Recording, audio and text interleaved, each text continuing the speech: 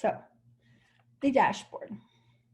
So the dashboard, and I can't show you my screen because there are candidate names on the screen, so I apologize.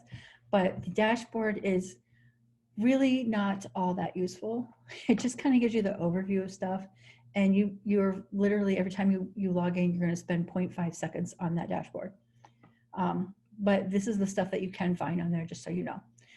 So there's in the top right corner, there's it says RMS, and really this is just instructions for how to import the match data from ERAS into your residency management software, things like New Innovations and MedHub. Really, it's more useful for GME offices or for smaller institutions that really only have one program in it. And I don't think that they need something up there all of the time, because it's something you do once a year, and after you've done it 1 year, it's pretty easy the rest of the years. But whatever, it's there. It was new, like, what, 5 years ago, maybe more. But it's actually really great. The scheduler history summary. So this is, if you use the ERAS scheduler, all the action that happens in that scheduler is summarized under the screen here. So if you want to see how many people switched around or whatever, there you go. If you use something like Thalamus Interview Broker, or you schedule on your own, there's not going to be anything listed there, because they're obviously not using the software for that purpose. There's a section that says withdrawn and reinstated notifications. This is the most interesting part, well, the second most interesting part of this section. You can tell, like, if somebody decided to withdraw their application, maybe they didn't tell you, and they thought, I'm just going to secretly withdraw it. For whatever their reasons are, it will actually show up that they withdrew their application right there. It also will show up if you withdrew their application, which I'll talk about later. Then there's data filters. So the first part says screen or viewable. This is how you can tell if your if things have been what they call screened. And what that means is that obviously in this day of a very big focus on diversity and unconscious bias and that sort of thing, one of the things they decided to do was take certain fields within ERAS and automatically screen them. So at the beginning of the interview season, as soon as you open your ERAS, you're going to start looking at applications, and you're like, why can't I see the visa status? Why can't I see their picture? Why can't I see, like, where they're from? That sort of thing. Those are all screenable data points.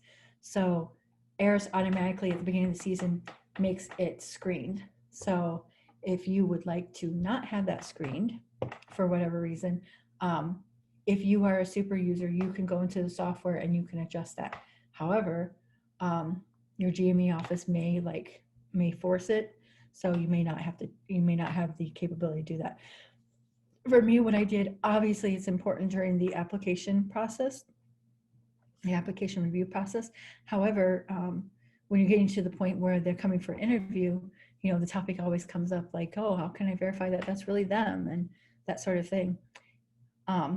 I don't know who would want to go through that torture to go through that if that wasn't them, but I guess worse things have happened. So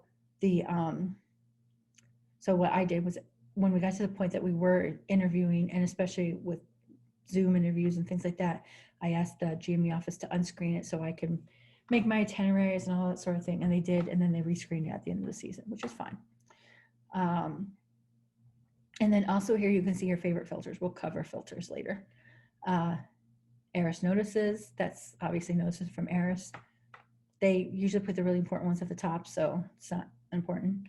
PDF updates, this is if you have a bulk print job and its status. Of course, again, we'll talk about that later. I've never used that reports section. And then application activity. Remember how I said the withdrawn thing was my second favorite thing on the screen? Well, this is the first favorite thing. So if you're going through and, like, say you went through and you're like, okay, I told my program director, okay, the applications are ready, you go do your thing and blah, blah, blah, whatever. But now you want, you've told them that on I'm going to use the dates I have listed here. And I know those are not normal dates for all of us, but Thursday, April 30th is when you told him this. And then you're like, I just want to make sure nothing new has come in, like more letters of recommendation, more applications, more documents, whatever. So what you can do is you can run you can find out application activity. And so you can put in the date after you gave it to him to do his thing up to today. And you can even put in the times if you want to, update results, and it'll tell you all the changes that happened. So for this particular example that I used, we got in that time frame 11 new letters of recommendation, 2 new PD letter of recommendation, and 4 new SPEs. So I can click on view details and it'll tell me exactly which applicants that applied to.